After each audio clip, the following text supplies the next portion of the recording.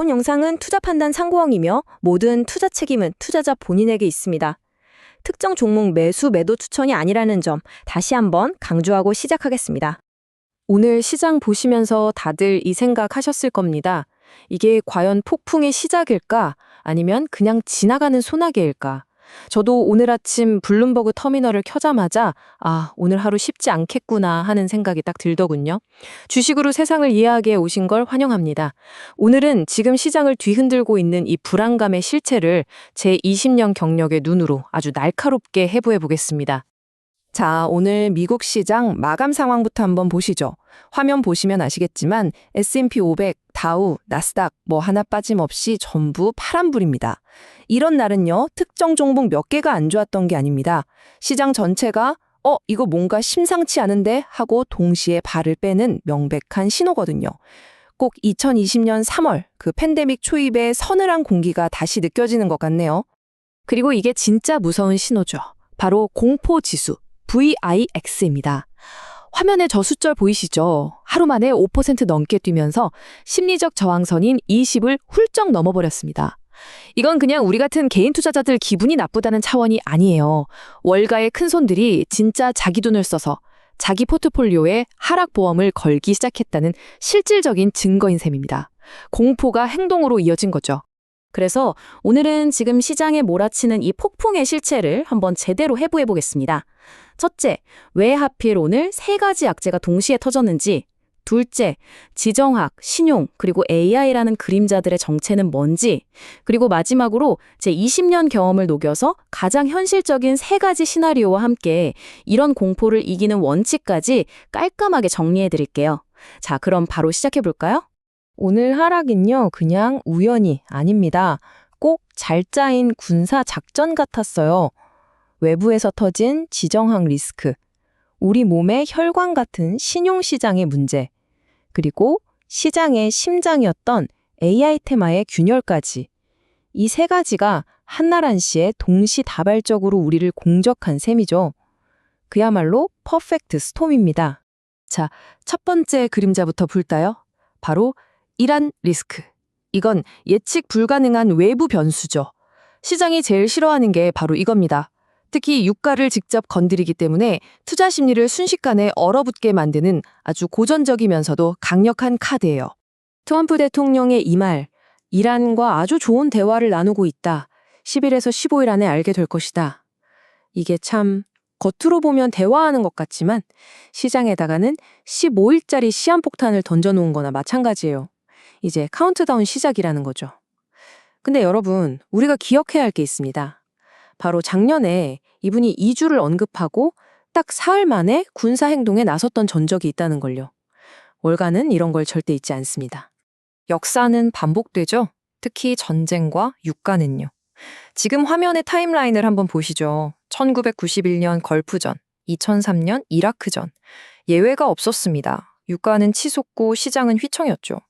아니나 다를까 서부 텍사스산 원유, WTI가 벌써 7개월 만에 최고치를 찍었습니다. 제가 아침에 본 로이터 통신 기사를 보니 헤지펀드들이 이미 유가 상승에 엄청난 베팅을 하고 있다고 하더군요. 기름 한 방울 안 나는 우리 입장에선 정말 심각한 문제죠. 자, 이제 두 번째 그림자입니다. 이란 뉴스가 9시 뉴스 헤드라인에 장식할 때 진짜 선수들은 다른 곳을 봅니다. 바로 신용시장이죠. 우리 몸의 혈관과도 같아요. 겉은 멀쩡해 보여도 여기가 막히면 모든 게 끝나는 겁니다. 그리고 지금 블로아웃이라는 곳에서 아주 불길한 경고음이 들려오고 있어요. 사모신용이라는 단어가 좀 어렵게 들리실 수 있는데 아주 간단합니다. 2008년 금융위기 때 은행들이 겁먹고 대출문을 잠그니까 그 빈틈을 파고든 폰드들이 기업에 직접 돈을 빌려주는 시장이에요. 특히 요즘 AI다 뭐다 해서 돈이 많이 필요한 기술 기업들의 사실상 주거래 은행 역할을 해왔던 거죠. 그런데 이 시장의 큰손인 블루아울이 갑자기 환매를 영구 중단한다고 선언했습니다.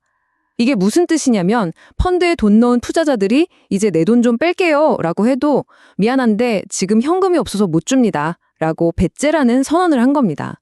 여러분이 은행에 적금 완기돼서 찾으러 갔는데 은행원이 돈 없다고 하는 거랑 똑같은 상황인 거죠. 유동성 경색의 가장 강력한 신호입니다. 물론 블루아울 쪽에서는 아니다. 우리 자산 제값 받고 잘 팔았다. 문제 없다 하고 해명은 합니다. 그런데요, 제 눈에는 이게 꼭 IMF 때 부도 직전 대기업들이 자금 사정 이상무라고 신문에 광고 내던 모습하고 겹쳐 보여요. 이건 단순한 해프닝이 아니라 특히 이 펀드가 돈을 많이 빌려준 AI나 소프트웨어 기업들의 연쇄 부실 가능성을 알리는 첫 번째 신호탄일 수 있다는 겁니다. 자, 이제 마지막 세 번째 그림자입니다. 이건 시장 외부가 아니라 바로 그 심장부, AI 섹터 안에서 터진 문제입니다. 지금까지는 꿈만 보고 묻지마 투자를 해왔는데 이제 시장이 정신을 차리고 계산기를 두드리기 시작한 거죠. 그래서 그 비싼 GPU 사서 도대체 돈은 언제 벌 건데? 라고 말입니다. 바로 이 타이밍에 연준이 제대로 찬물을 끼얹었고요.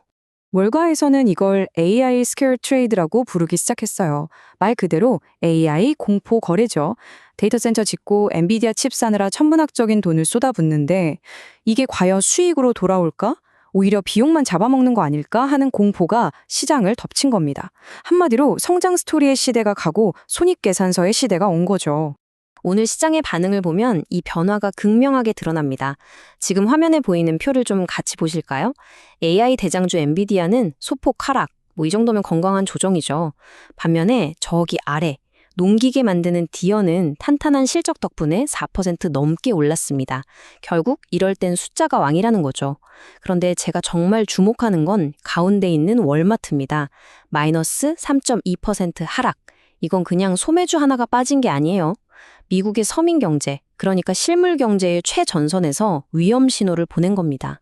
이런 살얼음판 같은 상황에 연준이 기름을 부었습니다. FOMC 의사록을 통해서요. KB증권 리포트를 인용하면 인플레이션이 잡히지 않으면 추가 금리 인상도 불사하겠다는 아주 매파적인 스탠스를 재확인했죠. 금리가 오르면 어떻게 되죠? AI처럼 먼 미래의 수익을 보고 투자하는 성장주들의 매력은 뚝 떨어질 수밖에 없습니다. 당장 이자 비용부터가 부담이 되니까요. 자, 그럼 정리를 해보죠. 지정학, 신용, AI. 이 3중고 앞에서 우리는 도대체 어떻게 해야 할까요? 머릿속에 복잡하실 텐데 제가 20년 전략가로서 보는 딱 3가지 시나리오와 대응법을 알려드리겠습니다. 첫 번째, 최악의 시나리오입니다. 이란 사태가 전면전으로 번지고 블루아울 문제가 시스템 리스크로 확산되는 겁니다. VX 지수는 아마 30을 가볍게 넘어가겠죠? 이럴 땐 고민할 필요가 없습니다. 그냥 주식 비중 줄이고 현금 꽉 쥐고 계셔야 해요. 이런 불확실성의 안개 속에서는 현금이 유일한 등대입니다. 두 번째, 제가 볼 때 가장 현실적인 시나리오입니다. 이란과는 아마 제한적인 충돌선에서 봉합될 가능성이 높고 신용 문제도 시스템 전체로 번지진 않을 겁니다. 시장은 이 기회에 과열을 시키는 건강한 조정을 받게 되겠죠. 그리고 결국 다시 AI라는 성장 스토리가 시장을 이끌 겁니다. 따라서 전략은 명확합니다. 이런 하락을 이용해서 오히려 현금 흐름이 탄탄한 초우량 기술주들을 분할해서 사 모으는 기회로 삼는 겁니다. 마지막, 가장 긍정적인 시나리오. 이란 문제가 생각보다 빨리 외교적으로 해결되고 신용 우려는 그저 찻잔 속 태풍으로 끝나는 거죠. 그러면 시장은 언제 그랬냐는 듯 다시 AI와 실적이라는 본업에 집중하면서 강한 V자 반등을 보일 수 있습니다. 이 기회가 오면 망설이면 안 됩니다. 그동안 모아둔 현금을 과감하게 성장주에 투입해서 시장의 상승세에 다시 올라타야죠. 자, 그럼 마지막 결론입니다. 이 3가지 시나리오 중 어떤 미래가 펼쳐지더라도 폭풍우가 몰아칠 때 내 배가 뒤집히지 않도록 지켜주는 변치 않는 투자의 원칙이라는 게 있습니다. 그래서 제가 여러분께 드리는 실전 행동 계획입니다. 딱 4가지만 기억하세요. 첫째, 포트폴리오 분산. 이건 롤러코스터 탈 때 매는 안전벨트입니다. 둘째, 장기적인 시각. 오늘 내린 비 때문에 10년 키울 나무를 뽑아버리는 어리석은 짓은 하지 마세요. 셋째, 분할 매수. 공포에 질린 사람들이 던지는 좋은 물건을 싸게 살 기회지만 절대 욕심내지 말고 적금처럼 꾸준히 사 모으는 겁니다. 마지막으로 원달러 환율 꼭 체크하세요. 이게 우리나라 시장에서 외국인들이 짐을 싸는지 아닌지 보여주는 가장 중요한 신호등이니까요.